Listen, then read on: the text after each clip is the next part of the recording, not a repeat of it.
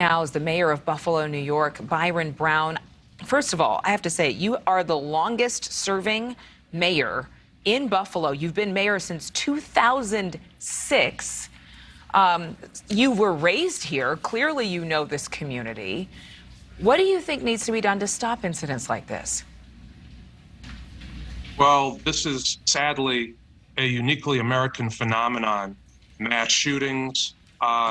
We have seen this all too often in communities all across this country, urban, suburban, rural.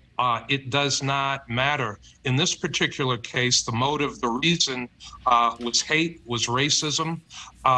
Someone that had a hateful heart and head wanted to kill as many Black people as possible. But whatever the motive might be, we have seen many of these mass shootings across the country. It's got to be sensible gun control. If we want to stop this type of thing from happening in America, these shootings that don't occur in other countries across the world, we need sensible gun control. Governor Kathy Hochul, the governor of New York State, talked powerfully about the internet and social media and how hate is spread, how the indoctrination of hate thinking and hate speech is promoted through social media. So yes, the internet companies, the social media companies need to be held accountable. They need to do something different. We cannot allow hate speech and hateful manifestos to go out over the social media. It's not free speech.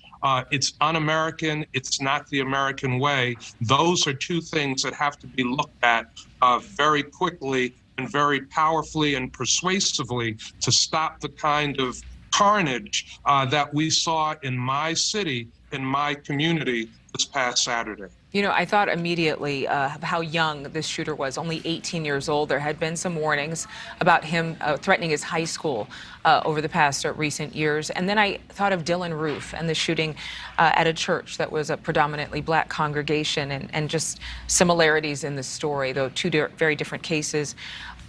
When you think about this as a leader in your community, are you sitting there and wondering and pondering why there are some young people who are buying in to the kind of rhetoric that we reportedly see in some of these manifestos and conversations with these young gunmen?